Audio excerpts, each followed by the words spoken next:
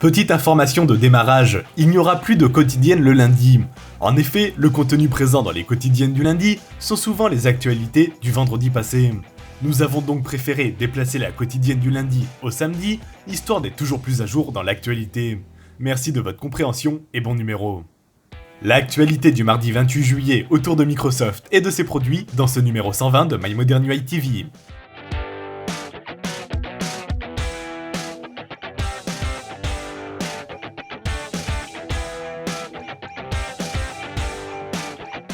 Alors que Windows 10 sera officiellement disponible dès demain, Microsoft et Intel ont déployé des correctifs de dernière minute permettant d'optimiser l'autonomie.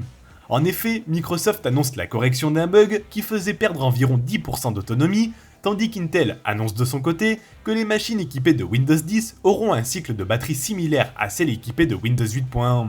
Des correctifs bienvenus mais presque tardifs. Espérons donc que le déploiement de Windows 10 se fasse correctement pour la majorité de la population concernée.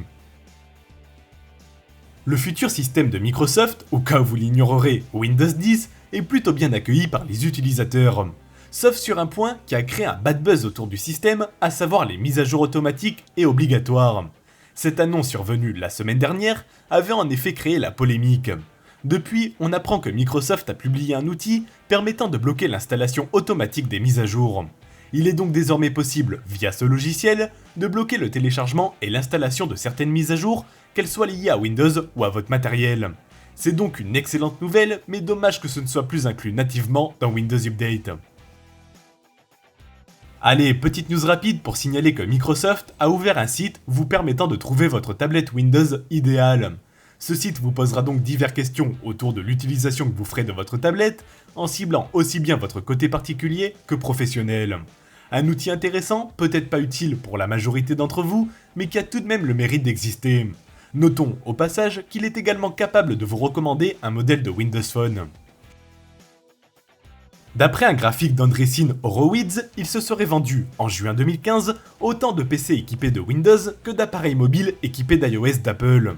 Que dire de plus dans cette information que j'ai exceptionnellement décidé de traiter, hormis que ce sont deux marchés incomparables. En effet, les ventes d'appareils mobiles, notamment équipés d'Android, ont depuis longtemps dépassé les ventes d'ordinateurs équipés de Windows. Le PC est arrivé à maturité, notamment en termes de puissance, mais aussi en termes de foyer équipé, là où le marché du smartphone et des tablettes est rapidement obsolète et se destine plus à un usage personnel que familial. Vous l'aurez donc compris, je ne m'attarderai pas plus longtemps sur cette comparaison incomparable. News très courte, juste pour vous informer que la Chine vient de lever toutes les interdictions autour de la construction ainsi que de la vente de consoles de jeux sur son territoire. Cette interdiction, mise en place au début des années 2000 pour protéger la jeunesse de la mauvaise influence et de la corruption qu'apporteraient les jeux vidéo selon le gouvernement chinois, n'est donc plus. C'est donc une bonne nouvelle pour Sony, Microsoft et Nintendo qui pouvaient, depuis un an seulement, vendre leurs consoles uniquement à Shanghai. Rappelons tout de même que certaines zones en Chine, comme Hong Kong par exemple, n'étaient pas concernées par cette interdiction.